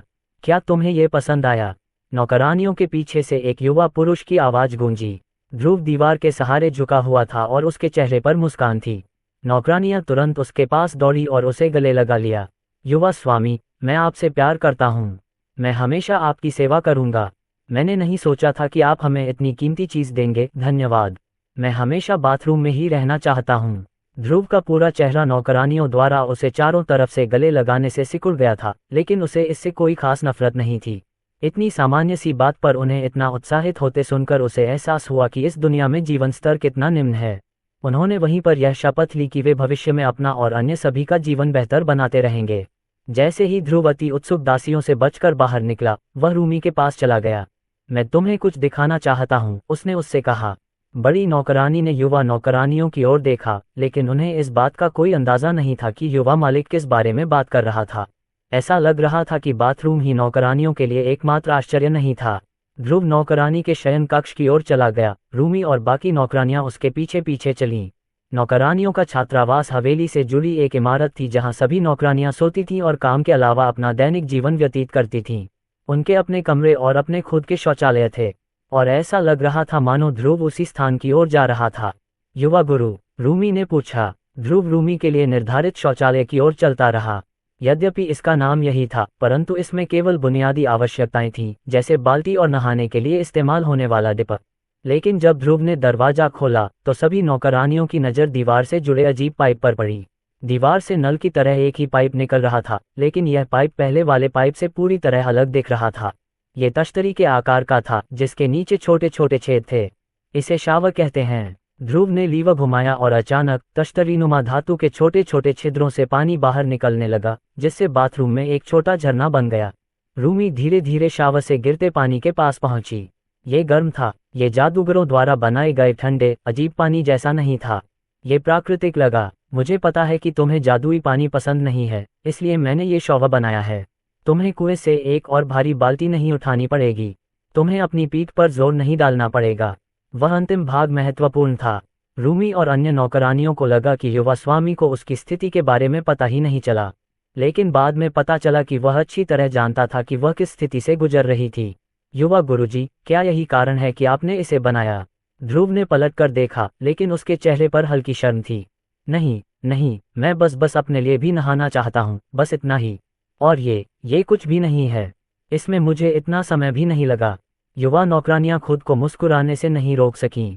झूठ बोलते हुए भी युवा स्वामी बहुत प्यारे थे। क्या वह कितना प्यारा है? आप तो और भी प्यारे हो गए हैं युवा मास्टर। वह न केवल बुद्धिमान है, बल्कि वह अविश्वसनीय रूप से देखभाल करने वाला भी है। कितना आदर्श आदमी है। दूसरी ओर रूमी की आंखें नम हो गईं। हालांकि वह सिर्फ एक नौकरानी थी, फिर भी युवा मालिक ने उसके साथ बहुत सम्मान से पेश आया। यही वह सटीक कारण था जिसके कारण वह युवा स्वामी की सेवा करना पसंद करती थी, और शायद यही कारण था कि वह जीवन भर उनकी सेवा करने में कोई आपत्ति नहीं करती थी। अध्याय 10:10 साफ करने के लिए साबुन दिन बीतते गए और युवा मास्टर के आविष्कार वैंडरबिल्ट हवेली के श्रमिकों के बीच जंगल की आग की तरह फैल गए। जब ध्रुव ने नल बनाए थे उस समय कुछ लोग शहर से बाहर गए हुए थे, तो उन्हें यह अजीब दृश्य देखने को मिला कि नौकरानियां अपना अधिकांश समय रसोईघर और शौचालयों में बिताती हैं। बटलरों के दृष्टिकोण से नौकरानियों को अचानक दिन में 2 बार नहाने की आदत हो गई। एक दिन बाद ही उन्हें सच्चाई पता चल गई। ऐसा लग रहा था कि युवा मालिक ने सभी नौकरानियों के कमरों में एक काम करने वाला शॉवर और शौचालय स्थापित किया था, जिससे उन्हें हर बार जादूगरों को परेशान किए बिना बहते पानी तक आसानी से पहुंच मिल जाती थी। जैसी कि उम्मीद थी, नौकरानियों की तरह ही बटलर भी तब हैरान रह गए जब उन्होंने पहली बार नल और शौचालय को देखा। युवा मास्टर ने इसे बनाया। कुछ बटलर भी कुशल कारीगर थे और उन्हें पता था कि इस पूरे सिस्टम को बनाने के लिए जरूरी पाइप और उपकरण बनाना कितना मुश्किल था। इसे सिर्फ हाथ से नहीं बनाया जा सकता था। कुछ अधिक जादू के जानकार बटलरों ने तुरंत ही यह नोटिस कर लिया कि पाइपें ऐसी लग रही थीं जैसे कि उन्हें किसी जादू का प्रयोग करके छेड़ा गया हो। ये समझ में आता है कि कैसे युवा मास्टर ने बिना किसी दोष के इतना उत्तम पाइप बनाया, लेकिन ये भी समझ में नहीं आया। ध्रुव सिर्फ 5 साल का था, उसे तो बस जादू सीखना ही था, जादू करना तो दूर की बात थी। चूंकि वे सिर्फ बटलर थे, इसलिए वे युवा मालिक से सवाल नहीं कर सकते थे, लेकिन अंदर से वे इस बात से थोड़ा भयभीत थे कि युवा मास्टर कितना बड़ा प्रतिभाशाली व्यक्ति था जिसने इस अद्भुत प्लम्बिंग प्रणाली का आविष्कार किया, साथ ही उन्हें बनाने की जादुई तीक्ष्णता भी उसके पास थी। बेशक ध्रुव ने उनके रूप को नोटिस किया। वह जानता था कि जादू करने की उसकी रहस्य ज्यादा दिन तक नहीं टिकेगी। नौकरानियों ने भले ही यह सवाल न किया हो कि वह पाइप कैसे बना सकता है, लेकिन उसकी माँ और पिता जरूर सवाल करेंगे। लेकिन चूंकि वे अभी तक यहाँ नहीं आए थे, इसलिए ध्रुव का रहस्य अभी भी रहस्य ही था। और बटलरों को उनकी चुप्पी के लिए रिश्वत देने के लिए ध्रुव ने आगे बढ़कर उनके छात्रावास में भी स्नानघर और शौचालय स्थापित कर दिए। ऐसा लगता है कि इससे उनकी समस्या हल हो गई, क्योंकि वे भी शॉवर से बहते पानी के संतोषप्रद एहसास में डूब गए, जैसे कि उनके पास अपना खुद का झरना हो। उन्होंने फिर कभी नौकरानियों का मजाक नहीं उड़ाया और दिन में 2 बार नहाया। बेशक जब भी पानी की टंकी खाली होती तो सभी को इसमें हाथ बटाना पड़ता। ध्रुव ने टैंक के ठीक बगल में 6 मैनुअल वाटर पंप लगाए, जो जमीन के नीचे स्थित जल स्रोत से जुड़े थे। प्रतिदिन 6 लोगों को सुबह कुछ मिनट पानी पंप करके ये सुनिश्चित करना होता था कि टैंक में पूरे दिन के लिए पर्याप्त पानी है। ऐसा करने का प्रयास कुएं से पानी को हाथ से निकालकर पूरे भवन में ले जाने की तुलना में बहुत ही मामूली था। ध्रुव द्वारा प्लम्बिंग सिस्टम तैयार किए हुए 1 सप्ताह से अधिक समय हो गया था और हवेली का माहौल पूरी तरह बदल गया था। नौकरानियां थोड़ी अधिक फुर्ती के साथ चलने लगीं, बटलर थोड़े अधिक शान से चलने लगे, और कुल मिलाकर युवा मालिक द्वारा उनके लिए किए गए परिवर्तनों से सभी लोग संतुष्ट थे। एक दिन ध्रुव ने एक बटलर को अपनी पीठ पर हिरण का शव ले जाते हुए देखा। जब उसने उनसे पूछा तो पता चला कि बटलर और जादूगर 1 सप्ताह पहले हवेली से बाहर थे, क्योंकि वे जंगल में शिकार करने गए थे। हम सर्दियों की तैयारी कर रहे हैं युवा स्वामी, हमें अभी से मांस को सुरक्षित करने की आवश्यकता है, ताकि जब देश में खाद्यान्न की कमी हो तो हमारे पास पर्याप्त भोजन हो। ध्रुव ने हिरण के कटे हुए शरीर को देखा और मांस का पीला सफेद भाग देखा। वसात भी अचानक उसे एक विचार सूझा। नहाते समय स्वयं को स्वच्छ रखने का सबसे महत्वपूर्ण पहलू क्या है?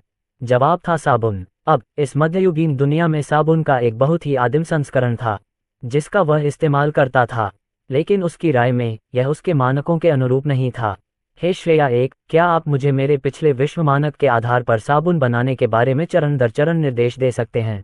जरूर। त्वचा को साफ करने और निखारने वाला साबुन बनाने के लिए आप इस तरह से शुरुआत कर सकते हैं। उनके निजी सहायक ने एक बार फिर उनके मस्तिष्क को जानकारी से भर दिया तथा उन्हें एक सरल लेकिन व्यापक मैनुअल दिया जिसे वे अभी कर सकते थे। ध्रुव ने बटलर से पूछा, क्या मुझे कुछ पशु वसा मिल सकती है? पशु वसा साबुन बनाने का एक महत्वपूर्ण हिस्सा है, जिसके बारे में श्रेया 1 से पूछने से पहले ही उसे पता था। बटलर ने ध्रुव की ओर देखा। उसके चेहरे पर जिज्ञासा थी कि 5 साल के बच्चे को जानवरों की चर्बी की क्या जरूरत है। लेकिन फिर उसी 5 साल के बच्चे ने किसी तरह कुछ ऐसा बनाया जो सबसे चतुर आविष्कारक भी नहीं बना सकते। इसलिए आखिरकार उसने हार मान ली। ध्रुव ने आगे बढ़कर रूमी से अपने अगले प्रोजेक्ट के लिए आवश्यक बाकी सामग्री जुटाने को कहा। युवा गुरु, क्या आप फिर से कुछ बड़ा बनाने की योजना बना रहे हैं? रूमी ने उनके अनुरोध के बारे में सुनने के बाद अपनी आंखों में चमक के साथ उनसे पूछा। ये शौचालय जैसा कुछ भी बड़ा नहीं है। मैं वादा करता हूं कि मैं घर को दोबारा नष्ट नहीं करूंगा, उसने अपने सीने पर हाथ रखते हुए कहा। रूमी ने आह भरी और उस सूची पर नजर डाली जो उसने उसे दी थी। ठीक है युवा स्वामी, हम अगले शहर में ये सामग्री खरीदेंगे। हम सूर्यास्त से पहले लौट आएंगे। रूमी और अन्य युवा नौकरानियों ने यात्रा के लिए तैयारी की। ये सुनने के बाद कि युवा मालिक कुछ अनोखी सामग्री खरीदना चाहता है, बहुत सी नौकरानियों ने तुरंत उसे अपनी सेवाएं देने की पेशकश की। वे अधिकांशतः शौचालय और शावर के लिए अभी भी आभारी थीं, लेकिन अंदर से वे प्रतिभाशाली युवा मालिक से एक और महान आविष्कार की उम्मीद कर रही थीं। वे इसे देखने वाली पहली महिला बनना चाहती थीं। जैसे ही वे चल पड़े, ध्रुव ने उनकी ओर हाथ हिलाया। वह अंदर से बहुत खुश था। अमीर माता पिता होने के कारण वह बिना किसी बाधा के अपने प्रोजेक्ट को पूरा करने में पूरी तरह सक्षम था। अगर इस मध्ययुगीन दुनिया में उसके पास पैसा नहीं होता तो यह नरक जैसा होता। धैर्यपूर्वक प्रतीक्षा करने के बाद नौकरानियां अंततः उनके द्वारा मांगी गई सामग्री से भरा एक थैला लेकर लौटीं। ध्रुव ने तुरंत बैग में तलाशी ली और उसमें आवश्यक तेलों की शीशियां और सबसे महत्वपूर्ण लाइक शार देखी। साबुन बनाने में लाई और पशु वसा दो मुख्य सामग्री थी, इसलिए उन्होंने रूमी से इन्हें अधिक मात्रा में खरीदने का अनुरोध किया, और उसने निराश नहीं किया। ध्रुव तुरंत जंगल में पहाड़ के पास स्थित अपने प्रोजेक्ट रूम की ओर चल पड़ा। युवा गुरु, रात्रि भोज के लिए वापस आइए, रूमी ने चिल्लाकर कहा। वह पहले से ही युवा मालिक के अकेले चले जाने की आदी थी, इसलिए उसने इस पर कोई खास हंगामा नहीं किया। अगली सुबह ध्रुव उत्साहित होकर बिस्तर से उठा और तुरंत अपने प्रोजेक्ट रूम की ओर दौड़ा। श्रेया एक के निर्देश का पालन करते हुए उसने आसानी से लाई और पशु वसा से बना साबुन मिश्रण बनाया। कल रात उसने इस मिश्रण को एक सांचे में डाला और इलाज की प्रक्रिया को तेज करने के लिए एक सरल 1 स्टार एम्बर मंत्र का इस्तेमाल किया, और अगली सुबह वह साबुन बनकर तैयार हो गया था। अध्याय 11 शैम्पू। ध्रुव रसोई घर की ओर चला गया, जहां ज्यादातर नौकरानियां आग पर कुछ पका रही थीं। जब उन्होंने ध्रुव को कमरे में आते देखा तो उन्होंने तुरंत मुस्कुराकर उसका स्वागत किया। युवा मालिक, हमने आपका पसंदीदा बीफ स्टू बनाया है, क्या आप इसे अभी खाना चाहेंगे? युवा स्वामी। युवा गुरु, रूमी ध्रुव के पास गए और देखा कि जब उन्होंने उन्हें नल दिखाया था तब भी उनके चेहरे पर वही शरारती मुस्कान थी। अब ये और भी संदिग्ध हो गया क्योंकि उन्होंने अपने हाथ अपनी पीठ पर रखे हुए थे, जिससे स्पष्ट था कि वह कुछ छिपा रहे थे। हे, मैं बस अपने नए प्रोजेक्ट के बारे में थोड़ा सा फीडबैक चाहता था। जिस क्षण उसने ये शब्द कहे, नौकरानियों ने तुरंत अपना काम रोक दिया और खुद को युवा स्वामी को समर्पित कर दिया। ओह, यह क्या है युवा स्वामी? क्या इसका पिछली बार खरीदी गई चीज से कोई संबंध है? उसने सिर हिलाया और अंततः अपनी पीठ के पीछे रखी सफेद साबुन की टिकिया उन्हें दिखा दी, और तुरंत ही उन्हें एक सुखद गंध महसूस हुई जो उसके हाथों में पकड़े अजीब से बाहर से आती फूलों की याद दिला रही थी। इसे हाथ साबुन कहा जाता है। इसका उपयोग आपके हाथ, शरीर और बाकी सब चीजों को साफ करने के लिए किया जाता है। ध्रुव नल के पास गया और पानी को अपने हाथों पर बहने दिया। फिर उसने साबुन को रगड़ा और तुरंत एक गाढ़ा झाग बना जिसने उसके पूरे हाथ को ढक लिया। वे जानते थे कि साबुन क्या होता है, लेकिन युवा मालिक के हाथ में जो साबुन था वह बिल्कुल अलग था। इसकी खुशबू परफ्यूम से भी अच्छी थी और बाजार में मिलने वाले सबसे महंगे साबुन से भी ज्यादा बुदबुदाती थी। ध्रुव ने अपने हाथों से झाग धोया और नौकरानियों को दिखाया। देखना। नौकरानियों में से एक को बहुत उत्सुकता हुई और उसने ध्रुव के हाथों को अपने हाथ में लेकर खुद भी सूंघा, और जब उसने ऐसा किया तो उसे तुरंत ही ध्रुव के हाथों की खुशबू से प्यार हो गया। हे भगवान, युवा स्वामी, ये तो कोलोन से भी बेहतर है। इसे धोने के बाद भी इसकी खुशबू इतनी अच्छी कैसे है? बाकी नौकरानियां भी इसकी खुशबू लेना चाहती थीं, लेकिन ध्रुव ने उन्हें रोक दिया। यदि आप चाहें तो स्वयं भी इसका प्रयोग कर सकते हैं, उन्होंने साबुन की टिकिया उन्हें देते हुए कहा। वे तुरंत ही साबुन का इस्तेमाल करने वाले पहले व्यक्ति बनने के लिए एक दूसरे से लड़ने लगे, लेकिन अंततः उन सभी को साबुन का इस्तेमाल करने का मौका मिला। इससे मेरे हाथ बहुत जल्दी साफ हो जाते हैं, एक नौकरानी ने कहा। सामान्य तरीके से कोयले को अपने हाथों से साफ करने में उसे कम से कम 10 मिनट लगते, लेकिन साबुन के साथ उसे सब कुछ साफ करने में 1 मिनट से भी कम समय लगा। इतना ही नहीं, बल्कि इसके बाद उसके हाथ से बहुत अच्छी खुशबू भी आई। नौकरानियों को साबुन पसंद आते देख ध्रुव को संतुष्टि हुई। साबुन और पानी के इस्तेमाल से आखिरकार इस घर में स्वच्छता का एक मानक स्थापित हो गया। आपकी सेवाओं के लिए धन्यवाद देने के लिए मैंने आप सभी के लिए ये तैयार किए हैं, ध्रुव ने कहा और बाहर निकलकर एक बड़ा सा झोला निकाला। इसके बाद उन्होंने सभी को साबुन की अपनी अपनी टिकिया और एक अजीब नीले तरल पदार्थ की शीशी दी। जैसा कि अपेक्षित था, नौकरानियां इस बहुत ही उदार उपहार को पाकर खुशी से चिल्ला उठीं। वे साबुन की टिकिया को लेकर इतनी उत्साहित थीं कि उन्होंने उसमें शामिल अजीब तरल पदार्थ को लगभग अनदेखा कर दिया। युवा स्वामी, यह क्या है? एक नौकरानी ने शीशी अपनी आंखों पर रखते हुए कहा। इसे शैम्पू कहते हैं। नहाते समय अपने बालों पर यह शैम्पू लगाकर देखिए, आपको असर दिखने लगेगा। नौकरानियों में से एक ने शीशी से कॉक निकाला और शैम्पू के तरल पदार्थ को सूंघा। इसकी खुशबू साबुन से बेहतर थी क्योंकि इसमें आवश्यक तेलों की मात्रा ज्यादा थी। सभी नौकरानियां एक दूसरे की ओर देखने लगी, उनकी आंखों में प्रतिस्पर्धा की आग भरी हुई थी। फिर मौन। कुछ सेकंड के बाद उनमें से एक को अंततः गुस्सा आ गया और वह चिल्लाया, मैं पहले नहा लूंगा। उसके बाद सभी नौकरानियां भी यही कहने के लिए दौड़ीं। मैं भी। मैंने पहले कहा था। तुमने आज सुबह स्नान किया है?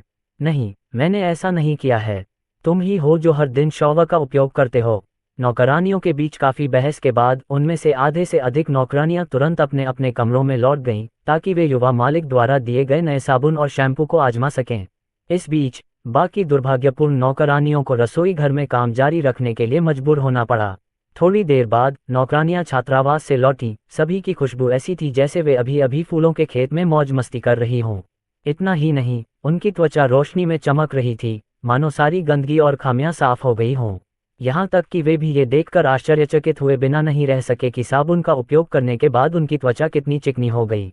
लेकिन शायद सबसे चौंकाने वाला अंतर उनके बाल थे। वे सुडौल और रेशमी हो गए, मानो उन पर शहद लगा दिया गया हो। उनके बाल स्वस्थ भी लग रहे थे, उनमें कोई गांठ या बिखरे हुए सिरे नहीं थे। अन्य नौकरानियों ने साबुन की प्रशंसा की होगी, लेकिन वे तुरंत ही उसे स्वयं आजमाने के लिए छात्रावास में वापस चली गईं। इस बीच तरोताजा हुई सभी दासियां ध्रुव की ओर मुड़ीं और उसके उदार उपहार के लिए उसकी फिर से प्रशंसा की। युवा स्वामी, यदि आप इन्हें किसी महिला को दे देंगे तो मुझे यकीन है कि वे तुरंत ही आपसे शादी कर लेंगी। हाँ, इससे वह महिलाओं के बीच काफी लोकप्रिय हो जाएगा। ध्रुव अभी लड़कियों और रोमांस के बारे में नहीं सोच रहा था। उसका दिमाग उसके शरीर से कहीं ज्यादा बूढ़ा था क्योंकि उसकी पिछली जिंदगी ऐसी ही थी। अभी उनका ध्यान इस जगह के जीवन स्तर को बढ़ाने पर था, जिसकी शुरुआत हवेली से हुई। अब जब उन्होंने पानी और उचित स्वच्छता का काम पूरा कर लिया है तो उनके व्यवसाय का अगला रास्ता थोड़ा और जटिल हो गया है। ये दुनिया अभी भी समय को सूर्य घड़ी, घंटे और मोमबत्तियों के माध्यम से मापती है। अपने अगले प्रोजेक्ट के लिए ध्रुव पहली यांत्रिक घड़ी बनाना चाहते थे। चूंकि यह पूरी तरह से गिया और धातु के काम से बना था, इसलिए यह उसकी मौजूदा क्षमताओं के साथ पूरी तरह से संभव था। बेशक इस तरह के प्रोजेक्ट के लिए जरूरी सटीकता हासिल करने के लिए उसे अभी भी अपने दो स्टार मेटल बेंड मंत्र का अभ्यास करने की जरूरत थी। धातु बेंड अग्नि और पृथ्वी तत्व या जादू उपयोगकर्ता को टेलीपैथिक रूप से धातुओं को मोड़ने और हेरफेर करने की अनुमति देता है। मंत्र की ताकत इस्तेमाल की गई सामग्री और मंत्र की महारत पर निर्भर करती है। अध्याय 12। सब साबुन के पीछे पागल हैं। शहर साबुन के पीछे पागल हो रहा है। अगली सुबह वर्मा एस्टेट की वरिष्ठ नौकरानियों में से एक दिया पास की कुलीन बस्ती रचदंगा की ओर चल पड़ी। यह कोई आम शहर नहीं था। ये राज्य का आलीशान हिस्सा था जहां मंत्रियों की पत्नियां, जमींदारों की बेटियां और धनी व्यापारियों के परिवार सफेद संगमरमर की हवेलियों में रहते थे और केसर की चाय पीते हुए मजेदार गपशप करते थे। वर्मा परिवार की नौकरानी के रूप में दिया का सम्मान किया जाता था। इस नाम की वजह से ही उच्च समाज के चाय लाउंज में भी उनके लिए दरवाजे खुल गए, जहां आमतौर पर नौकरों का स्वागत नहीं किया जाता था। वह एक ऐसी ही जगह पर पहुंची जो एक विचित्र किंतु भव्य लेडीज सभा हाउस था, जहां शहर की सबसे धनी महिलाएं प्रतिदिन एकत्र होती थीं। अंदर रेशमी और सुनहरे कपड़े पहने महिलाएं अपनी छोटी उंगलियों को ऊपर उठाकर हंस रही थीं और कढ़ाई वाले रुमाल से अपने शरीर को हवा कर रही थीं। देखिए तो जरा, मेरे पति ने ये हर दुबई से मंगवाया है, असली मोतियों का है। उनमें से एक मैडम ने बड़े गर्व से मोतियों का हार दिखाया। हाय रे, मुझे भी चाहिए। मैं तो अभी प्रकाश जी से कह रहा हूँ, एक मेरी बेटी के लिए भी, दूसरे ने चंचल मुस्कान के साथ जवाब दिया। उनकी हंसी संगीत की तरह गूंज रही थी, लेकिन उस हंसी के पीछे एक तीखी आवाज थी जो धन संपत्ति की एक शांत लड़ाई थी। सच तो यह है कि यह कोई चाय पार्टी नहीं थी, ये तो हैसियत का युद्ध क्षेत्र था। तभी दरवाजे पर लगी पीतल की घंटी धीरे से बज उठी। सिर मुड़ा, दिया अंदर आए। एक साधारण लेकिन साफ सूती साड़ी पहने और नाश्ते की ट्रे पकड़े हुए उसने नौकरानियों के कोने की ओर जाने से पहले सम्मानपूर्वक सिर झुकाया। आमतौर पर कोई भी नौकरानी की तरफ 2 बार भी नहीं देखता, लेकिन इस बार कुछ अलग था। उसके साथ एक मीठी फूलों की खुशबू तैर रही थी। ये हल्की थी, लेकिन मानसून की शुरुआत में खिलने वाली चमेली की तरह मनमोहक थी। उनमें से एक युवती ने हवा सूंघकर चारों ओर देखा। मम्मी, क्या आपने कोई नया परफ्यूम लगाया है? नहीं तो, उन सब ने उत्सुकता भरी नजरों का आदान प्रदान किया। जब दिया बिस्कुट और चाय लेकर मेज के पास पहुंची तो खुशबू और तेज हो गई। माफ कीजिए मेम साहब, घर की मलिका आज नहीं आ पाएंगी, वो सफर पर गई हैं। लेकिन उन्हें आप सबके लिए खास चाय और बेकरी से मंगवाया हुआ बिस्किट भेजने को कहा था। उसके शब्द विनम्र थे, लेकिन उसका ध्यान बिस्कुटों पर नहीं था। औरतें घूर रही थीं, ट्रे पर नहीं। उस पर भोजन से सुगंध नहीं आ रही थी, यह उसी से आ रहा था। आपने कौन सा परफ्यूम लगाया है? मोतियों की माला वाली महिला ने पूछा। उसका स्वर अब गंभीर हो गया था। दिया ने पलकें झपकाईं। परफ्यूम? नहीं मैडम, मैं तो कुछ नहीं लगाती। ओह प्लीज, हम सब यहाँ महिलाएं हैं, अपना रहस्य छिपाने की कोई ज़रूरत नहीं है। अंततः उसे इसका एहसास हुआ। ओह, आपको उस साबुन की गंध आ रही होगी जो मैंने आज सुबह इस्तेमाल किया था, उसने प्रसन्नतापूर्वक हंसते हुए कहा। महिलाएं रुक गईं, भौहें ऊपर उठीं। संदेह? साबुन? क्या तुम मजाक कर रहे हो?